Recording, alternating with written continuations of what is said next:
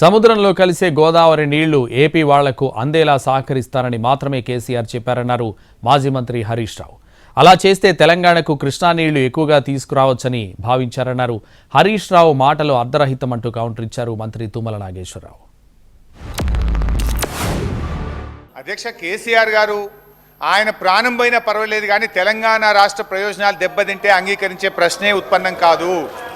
వారు చెప్పింది ఆ రోజు ప్రతి సంవత్సరం 2000 టీఎంసీలు సముద్రంలో కలుస్తూ ఉన్నాయి. సముద్రంలో కలిసే గోదావరి నీళ్లు మీరు తీసుకుపోవడానికి సహకరిస్తామని చెప్పారు. అంతే తప్ప మన రాష్ట్ర ప్రయోజనాలను దెబ్బతీస్తే ఒక్క చుక్క నీళ్లు మన రాష్ట్ర హక్కును వదులుకోనో చెప్పినటువంటి సందర్భం లేదు. సముద్రంలో కలిసే గోదావరి నీళ్ళని తీసుకుపోవడానికి కేసీఆర్ గారు ఆ రోజు ముందుకు పోయి వారికి అవకాశం ఇచ్చారు. దాంట్లో డెఫినెట్గా మన ప్రయోజనం కూడా ఉంది. ఇప్పుడు గోదావరి నీళ్ళు వాళ్ళు రాయలసీమ తీసుకపోతే ఈ కృష్ణానది నీళ్లను మనం ఎక్కువగా మన మహబూబ్ నగర్కు, నల్లగొండకు, సాగర్కు తెచ్చుకునే అవకాశం ఉంటుంది. గోదావరి జలాలు శ్రీశైలంలో మన భూభాగంలో ఉన్నాయి అధ్యక్ష.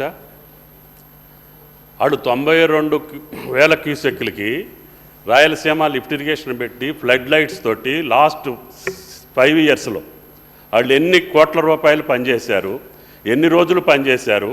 మనం స్టేలు తెచ్చుకున్నా, మన ప్రభుత్వం అభ్యంతరాలు చెప్పినా కూడా ఆంధ్రప్రదేశ్ ప్రభుత్వం పని జరుగుతూ ఉంటే గోదావరి జలాలు తీసుకోవటానికి మేము ఒప్పుకున్నామని చెప్పేటటువంటి మాట అర్ధరహితం. ఇప్పటికీ ఆత్మవంచన చేసుకోవద్దు.